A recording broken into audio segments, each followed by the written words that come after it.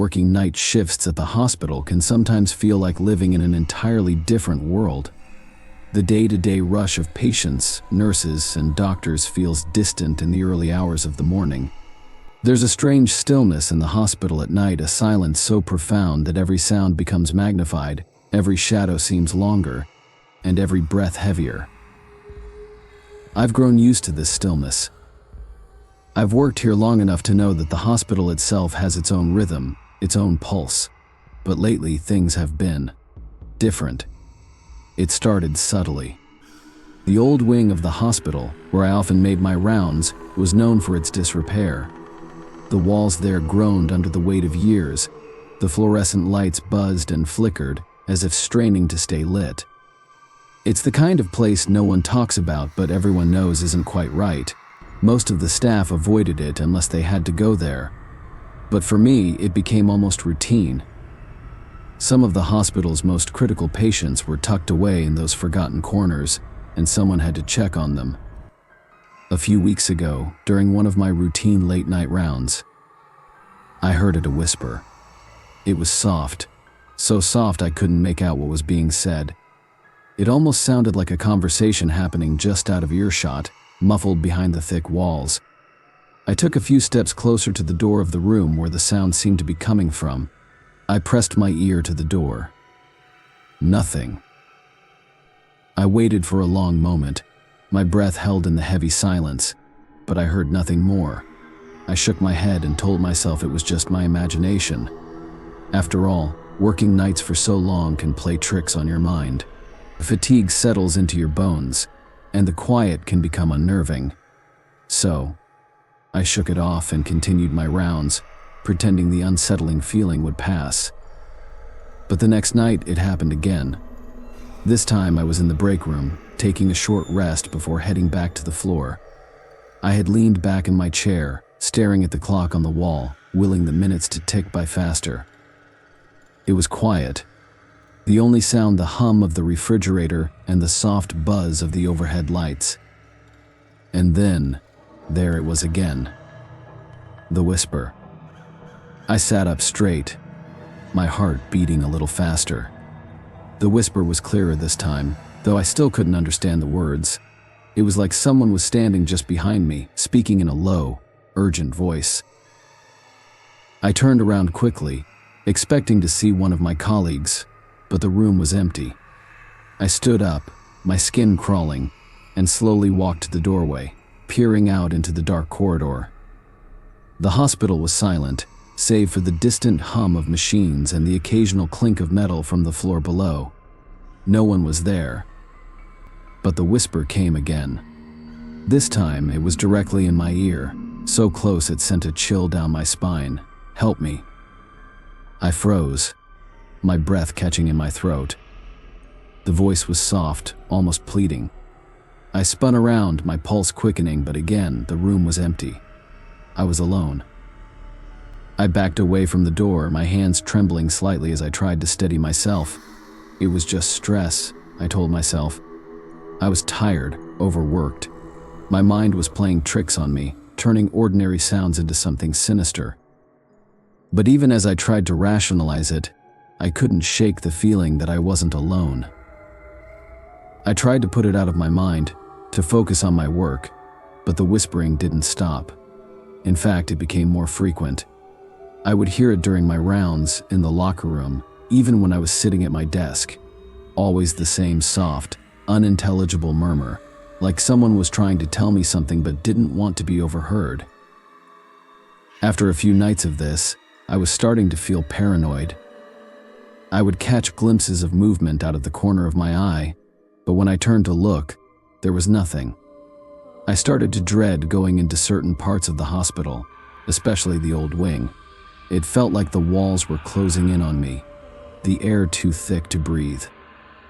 Then came the night I was sent to check on one of the patients in the isolation wing, a part of the hospital rarely visited. It was a section reserved for the long-term comatose patients, those who had been forgotten by the world, kept alive only by machines. This wing was even quieter than the rest of the hospital, and I hated going there. But protocol is protocol, so I had to check on an elderly woman who had been in a coma for months. Her room was at the far end of the hall, past rows of empty beds and silent monitors. As I walked down the corridor, my footsteps echoed unnervingly. I was alone, as always, and the air felt heavy, like a weight pressing down on me. When I entered her room, I was immediately struck by how cold it was. The temperature had dropped significantly, and I rubbed my arms as I stepped closer to her bed. Her pale, wrinkled form lay still, hooked up to machines that beeped in a slow, rhythmic pattern. The ventilator hissed with each breath, but otherwise, the room was eerily silent. I checked her vitals, noting everything down on my clipboard. As I was about to turn and leave, I heard a soft sound, a rustle. I turned back to look at her, but she was as still as ever. Her eyes were closed, her chest rising and falling mechanically with the ventilator. I shook my head, telling myself it was nothing. But as I took another step toward the door, I saw her hand move. Just a twitch. Barely noticeable, but it was enough to make me freeze in place. I stared at her hand, waiting for it to move again. It didn't. Just a muscle spasm, I whispered to myself, trying to convince myself that everything was normal. But I couldn't shake the feeling that something was terribly wrong. And then, her eyes opened. They snapped open so suddenly, I stumbled back, nearly dropping the clipboard. Her eyes were wide, unfocused, staring up at the ceiling with an intensity that made my skin crawl. Her mouth was slightly open, and for a moment I thought she was going to speak. Then, the whisper came again. But this time, it wasn't from behind me. It was her voice. "Help me." I felt the blood drain from my face. Her lips hadn't moved, but I knew it was her voice. It was the same soft, pleading whisper I had been hearing for days. I backed up toward the door, my heart hammering in my chest. She was still staring blankly at the ceiling, her mouth open, but the voice didn't stop. "Help me." I ran out of the room, my footsteps echoing down the empty hallway. I didn't stop until I reached the nurse's station, my breath coming in ragged gasps. I looked around, half expecting to see someone or something following me, but the hallways were empty. The hospital was silent again, as if nothing had happened. I didn't tell anyone what I'd experienced that night. How could I? No one would believe me, and maybe I didn't believe it myself. Maybe I was just overtired, my mind conjuring up strange things in the middle of the night. But I knew what I had seen. I knew what I had heard. The next night, I found myself avoiding the old wing entirely.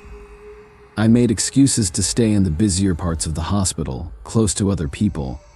I thought that if I stayed away, the whispers would stop. But they didn't. If anything, they became more persistent, following me wherever I went.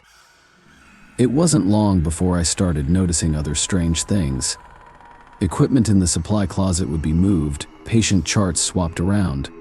Doors that I knew I had closed would be open when I returned. Little things at first, but they began to add up, leaving me on edge all the time. One night, I was assigned to check on another patient in the isolation wing. I dreaded going back there, but I couldn't avoid it forever.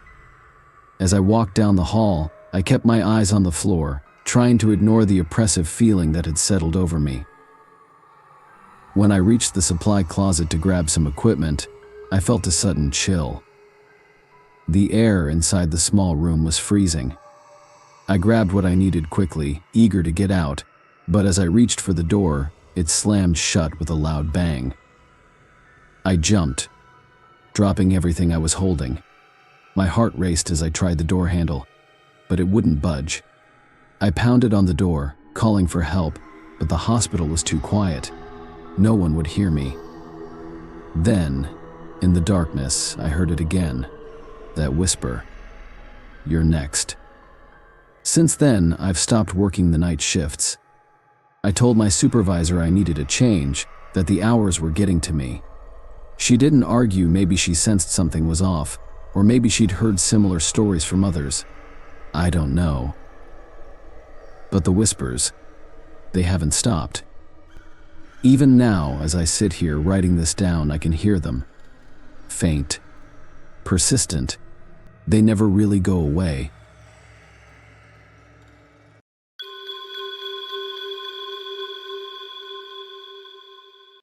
I wish I could tell you that this happened during one of those frantic night shifts when the hospital feels more alive with emergencies than with the living. But no, it wasn't during work. It wasn't part of my job. It was just a quiet night, long after my shift had ended, when I found myself in that basement. Hospitals are never truly asleep, even at night. But once you leave the busy floors above, where patients and nurses scurry about in a continuous cycle, the rest of the building sinks into a kind of eerie stillness. The basement, though, was different. It felt disconnected. That night, I was restless. I'd stayed late to finish some paperwork and found myself wandering down into the basement. I don't know why. The rational part of me didn't want to go down there. Why would anyone? It's where old equipment is left to collect dust, where the records sit untouched, and where long-term patients, who've been forgotten by everyone but the hospital staff, live out their days in small, sterile rooms. But something about the silence called to me, so I went. The stairs down to the basement were steep, and as I descended, the hum of the hospital above faded until I was surrounded by a heavy quiet. The lights were dim, and the air was colder, almost unnaturally so. It was like walking into another world. A world the living weren't meant to see. I walked through the narrow hallways, my footsteps echoing against the tile floors. Most of the basement was a maze of storage rooms and dark corridors, but as I rounded one corner, I saw a light on at the end of a hallway. It wasn't one of those faint, flickering bulbs you'd expect in an old part of the hospital. No, this light was steady, casting a pool of brightness in the otherwise dim corridor. There was a woman standing in that pool of light. She was wearing a thin hospital gown, and her hair was long and disheveled, hanging over her shoulders. I stopped. She didn't move, didn't acknowledge my presence. She just stood there, her back to me, facing the door of one of the patient rooms. My first thought was that she was lost. Maybe one of the psychiatric patients had wandered down here by mistake. It wouldn't have been the first time. But my voice sounded strange in the quiet space. No response. I took a few steps closer, my heartbeat quickening as I got nearer to her. "Are you okay? Do you need help?" Nothing. When I was only a few feet away, I reached out, hesitating slightly before touching her shoulder. She was cold, much colder than I expected. She didn't react to my touch, didn't flinch or turn around. But before I could say anything else, she moved. It wasn't a normal, natural movement. She twisted her head first, slowly, as if her neck was made of rusted metal. The angle was wrong, too far to be comfortable. Then, her whole body followed, her limbs stiff, jerky, like a puppet pulled by strings. And then I saw her face. It wasn't scared or confused like I'd expected. No, her eyes were wide, unblinking, her lips slightly parted. There was no recognition in her gaze, no life. Just this empty, hollow stare. A chill ran down my spine. I wanted to ask her if she was okay, but the words stuck in my throat.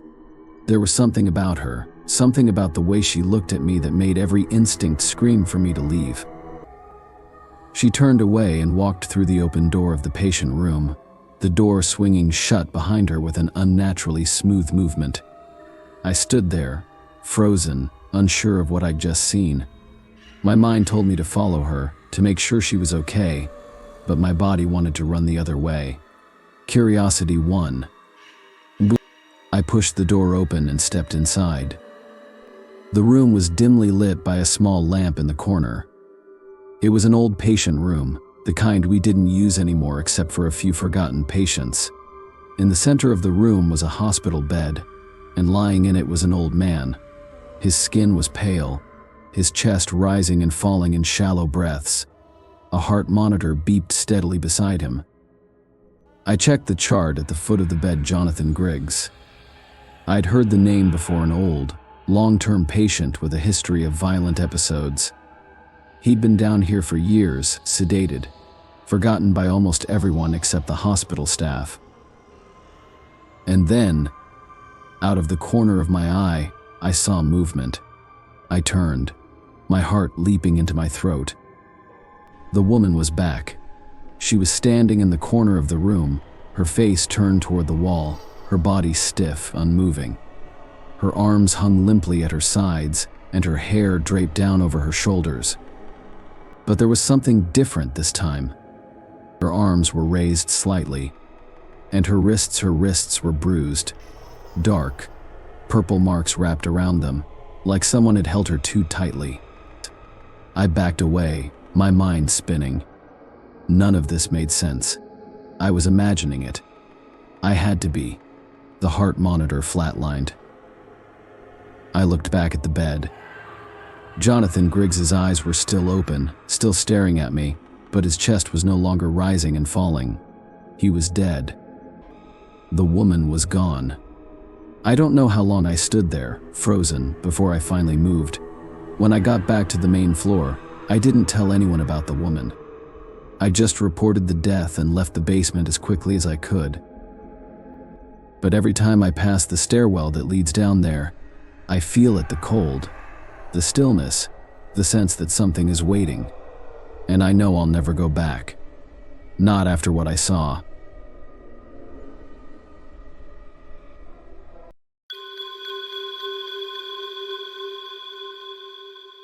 Working night shifts in a hospital comes with its share of oddities. As a doctor, I've learned to dismiss most of them: strange noises, flickering lights, and the occasional feeling of unease. But that night was different. It started like any other shift. The hospital was quiet. The usual late-night hush settled over the wards. Most of the patients were asleep, and the only sounds were the faint hum of machinery and the occasional footsteps of a passing nurse. My task for the night was going through old patient records, boxes of files dating back decades, dusty and forgotten. I was seated in my small office, surrounded by stacks of yellowing paper. The fluorescent light above flickered occasionally, casting quick flashes of shadow across the walls. It was monotonous work, but it had to be done.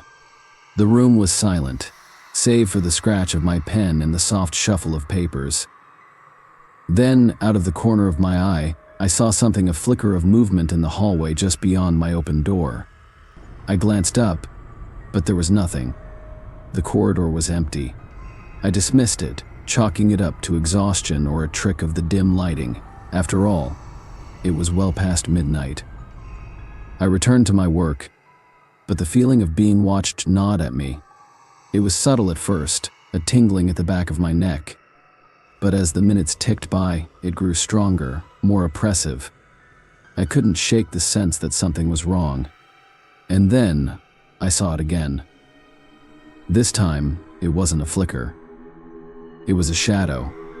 A tall, dark figure standing at the edge of the hallway, barely visible in the dim light. It didn't move, didn't make a sound, just stood there, motionless, like it was waiting. I froze, my heart pounding in my chest. For a few moments I just stared, trying to make sense of what I was seeing. The figure was unnaturally still, its edges blurred, as if it wasn't entirely solid. My rational mind told me it was just a trick of the light, some weird shadow cast by the flickering overheads. But then, it shifted. Not much, just a slight tilt of the head, as though it had noticed me watching. That was enough. My skin prickled with fear, and I could feel my pulse racing in my temples. I stood up slowly, my chair scraping against the floor. The sound seemed deafening in the otherwise silent room. My instinct told me to run, but my legs felt heavy, my feet glued to the ground. I couldn't take my eyes off the figure. It didn't move. It just watched. With a shaky breath, I grabbed my keys and phone off the desk, my hand trembling as I shoved them into my pocket. I forced myself to walk toward the door, trying to act as if I wasn't afraid. But with every step, the feeling of being watched intensified, like the figure's gaze was boring into my back. As I stepped into the hallway, I glanced down the corridor where the shadow had been. It was gone. Die. The corridor was empty, bathed in the dim, flickering light. I should have felt relieved, but the sense of dread clung to me. I could still feel it, that presence, lingering just out of sight. I didn't look back as I made my way to the exit. I kept my eyes forward, my pace quickening with every step. I needed to get out. I got into my car, my hands still shaking as I fumbled with the keys. The engine roared to life and I sped out of the parking lot, the hospital shrinking in my rearview mirror.